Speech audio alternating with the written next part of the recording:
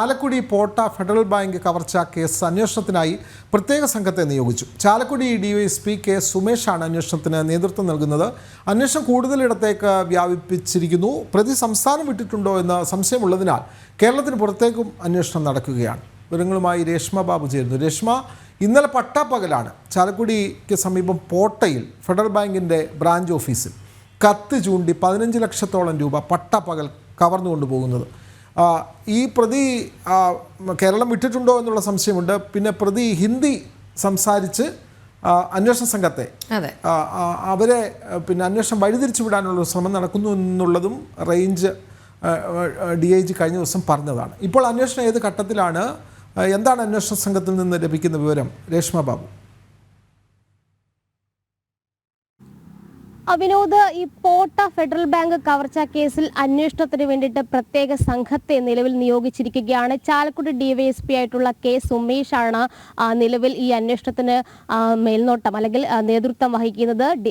Thrissur rural SP ആയിട്ടുള്ള V Krishnakumar അന്വേഷണത്തിന് മേൽനോട്ടം വഹിക്കുകയും ചെയ്യുന്നുണ്ട്. പ്രധാനമായിട്ടും സംസ്ഥാനത്തിന് പുറത്തേക്കാണ് അന്വേഷണം കേന്ദ്രീകരിച്ചിരിക്കുന്നത്. അതായത് പ്രതി സംസ്ഥാനം വിട്ടോ എന്നുള്ള ഒരു സംശയം നിലവിൽ പോലീസിനുണ്ട്. ഇതിന്റെ അടിസ്ഥാനത്തിൽ പുറത്തേക്ക് അന്വേഷണം വ്യാപിപ്പിക്കാനായിട്ടുള്ള ഒരു നീക്കത്തിലേക്ക് അന്വേഷണ സംഘം കടന്നിരിക്കുന്നത്. മാത്രമല്ല, പ്രതിക്ക് വേണ്ടിയിട്ട് കൂടുതൽ ഇടങ്ങളിൽ തിരച്ചിൽ ആരംഭിച്ചിട്ടുണ്ട്. പ്രത്യേകിച്ച് റെയിൽവേ സ്റ്റേഷനുകൾ കേന്ദ്രീകരിച്ചും ദേശീയപാത കേന്ദ്രീകരിച്ചും അതോടൊപ്പം തന്നെ ബസ് സ്റ്റാൻഡുകൾ കേന്ദ്രീകരിച്ചും തന്നെയാണ് അന്വേഷണം പുരോഗമിക്കുന്നത്. അതോടൊപ്പം തന്നെ ഏറ്റവും പ്രധാനമായിട്ടും പോലീസ് സംശയിക്കുന്നത് പ്രതിക്ക് മറ്റാരുടെയെങ്കിലും സഹായം ലഭിച്ചിട്ടുണ്ടോ എന്നതടക്കമുള്ള കാര്യങ്ങളും കൂടിയാണ്. എന്തായാലും പ്രത്യേക സംഘത്തെ നിയോഗിച്ചുകൊണ്ട് ഒരു വിപുലമായിട്ടുള്ള അന്വേഷണത്തിന് തന്നെയാണ് നിലവിൽ തുടക്കം കുറിച്ചിരിക്കുന്നത്. സംസ്ഥാനം വിട്ടുപോയിട്ടുണ്ടോ പ്രതി എന്നുള്ളൊരു സംശയത്തിന്റെ അടിസ്ഥാനത്തിൽ പുറത്തേക്കും അന്വേഷണം വ്യാപിപ്പിക്കും. എന്തായാലും കഴിഞ്ഞ ദിവസം ഉച്ചയ്ക്ക് 2:30 പോട്ട ഫെഡറൽ ബാങ്ക് ശാഖയിൽ ഇത്തരം ഒരു കവർച്ച ഉണ്ടായത്.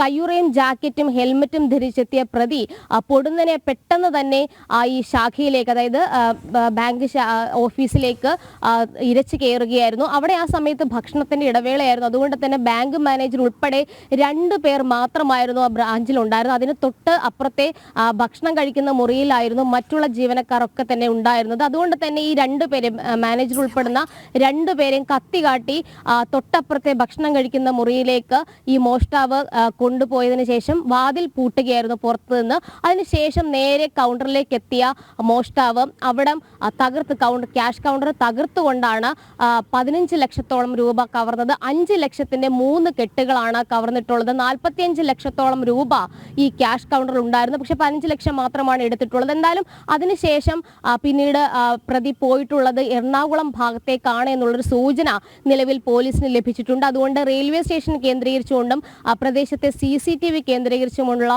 ഒരു അന്വേഷണത്തിലേക്കാണ് പ്രത്യേക സംഘം കടക്കുക.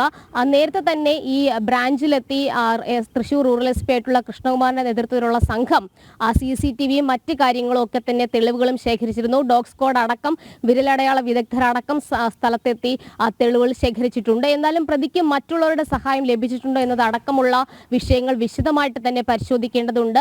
എന്തായാലും സംസ്ഥാനം വിട്ടുപോയിട്ടുണ്ടെങ്കിൽ അത് കേന്ദ്രീകരിച്ചു, അതായത് അന്വേഷണം സംസ്ഥാനത്ത് പുറത്തേക്കും വ്യാപിപ്പിച്ചുകൊണ്ടുള്ള ഒരു അന്വേഷണത്തിലേക്കായിരിക്കും സംഘം കടക്കുക. എന്തായാലും പ്രത്യേക സംഘം നിയോഗിച്ചുകൊണ്ട് ഉടനടി പ്രതിയെ പിടികൂടുക എന്നുള്ളൊരു ലക്ഷ്യമാണ് അന്വേഷണ സംഘത്തിനുള്ളത്.